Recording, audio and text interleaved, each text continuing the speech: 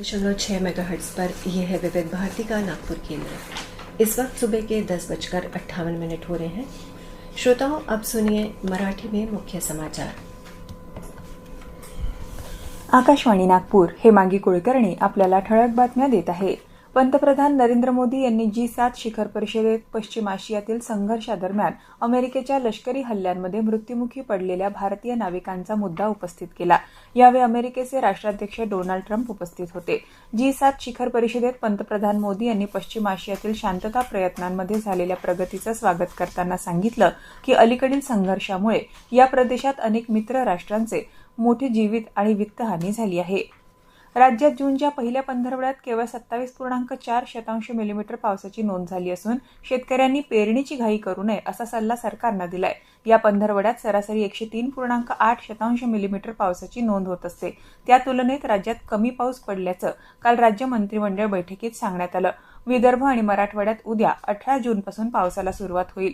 शेतकऱ्यांनी पावसाची स्थिती पाहून शेतीचं काम हाती घ्यावं असं आवाहन करण्यात आलंय।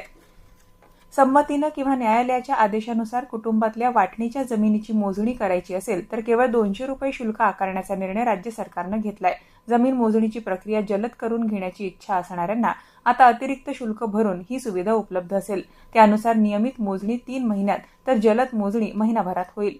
महाराष्ट्र पोलीस दलाच्या आधुनिकीकरणासाठी केंद्र सरकारनं 733 कोटी 28 लाख रुपयांचा निधी मंजूर केलाय।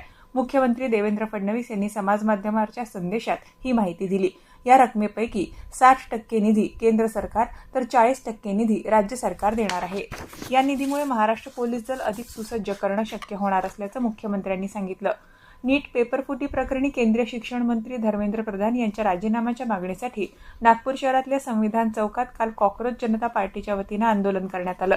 तत्पूर्वी आयोजित पत्रकार परिषदेत कॉक्रोच जनता पार्टीचे संस्थापक अभिजित दिपके यांनी मंत्री प्रधान यांच्या राजीनाम्याच्या मागणीचा पुनरुच्चार केला।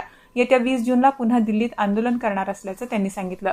FIH हॉकी चषक स्पर्धेच्या महिला गटात भारतीय संघानं 6 गुण मिळवून उपांत्य फेरी गाठली आहे। न्यूझीलंडमध्ये ऑकलंड इथं झालेल्या उपांत्यपूर्व सामन्यात भारतानं जपानचा 2-1 असा पराभव केला। याबरोबरच हे ठळक बातमीपत्र संपलं। या पुढील ठळक बातमीपत्र 11:57 ऐकता येईल। नमस्कार।